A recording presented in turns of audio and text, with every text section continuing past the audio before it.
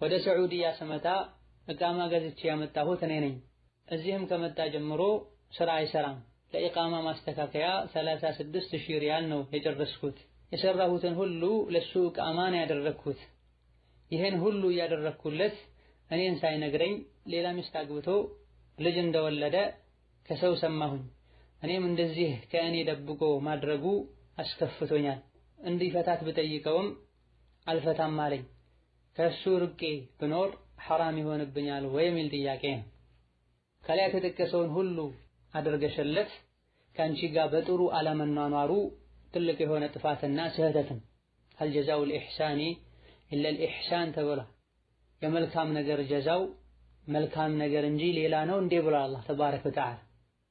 ሳያሳውቅ ማግባቱን በተመለከተ ከበጎነት አንፃር ትክክል አይደለም ብንለም እንደ ሸሪዓ ግን አንድ ወንድ ሌላ ሚስት በሚያገባበት ጊዜ የቀድሞ ባለቤቱን ማሳወቁ ማስፈቀዱ እንደ ሸርጥ አይደለም። ነገር ግን ትዳራቸው ያማረ እንዲሆን የቀድሞ ውለታዋንም የሰራችለትን ጥሩ ነገርም ለማመስገንና ውዴታቸውን ለመጠበቅ አሳውቆ ማድረግ ነበረበት። ሳይነግርሽ ሌላ ስላገባ ሳይሆን ላንቺ ጥሩ ስላልሆነ ብዙ ነገሮችን ስላጎደለብሽ ከሆነ ፍቺ የምትጠይቂው ችግር አይኖርም። የማይመከር ከመሆኑ ጋር ማለት ነው። ሴት ልጅ ያለ ባል ከምትኖር በየትኛውም መልኩ ብዙ ነገሮችን እየቻለች በባል ስር መኖሯ የተሻለ ነው። ከሱ ርቄ መኖር የሚለው ጥቅል የሆነ አነጋገር ነው። ምን ታሰቡበት እንደሆነ ግልጽ አይደለም። የት እንዳለች ሳታሳውቅ ሲፈልጋት ራሷን ደብቃ ከሆነ ይሄ በኒካሁ ስር እስካለች ድረስ ለሷ አይፈቀድም። ሁኔታዋን መከታተል አለበት።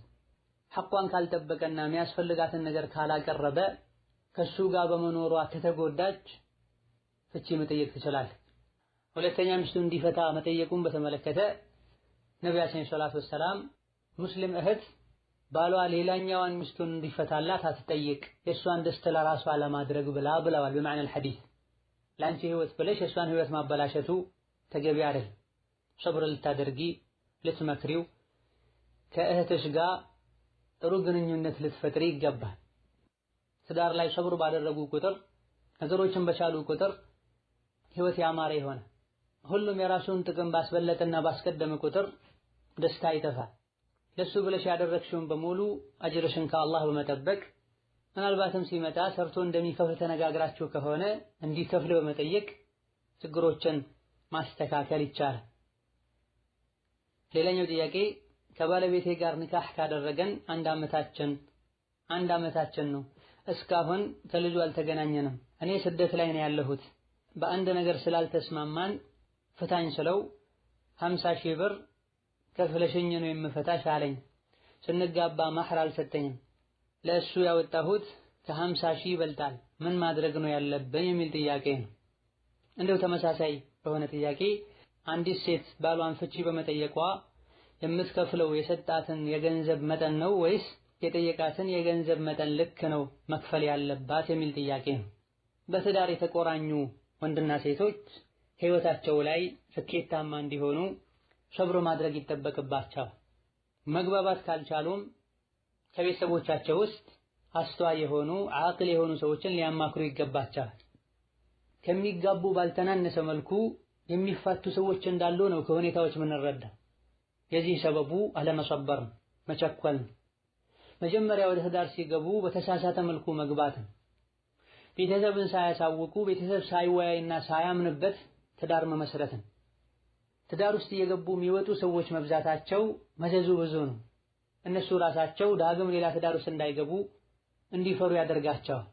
ሌሎች ትዳር ውስጥ ያልገቡትም ብዙ ትዳር ውስጥ ገብተው የሚወጡ ሰዎችን ሲያዩ እንዲህ ከሆነ ትዳር ውስጥ ለምን ገባለሁ እንዲሉ ያልሆነ አቋም እንዲይዙ ያደርጋል።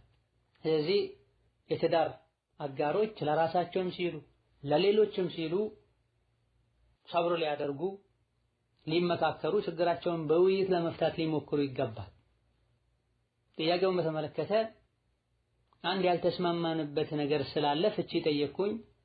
ይህ ያልተስማሙበት ነገር ምንድነው? ፍቺ መጠየቅ የሚያስችል ነው ማያስችል ነው የሚለው መታወቅ አለበት። ፍቺ የጠየቀችበት ምክንያት ምን እንደሆነ ታውቆ አው መቀበል ይገባዋል፣ አይ መቀበል አይገባውም ጥፋተኛ እሱ ስለሆነ የሚያስብል ሊሆን ይችላል።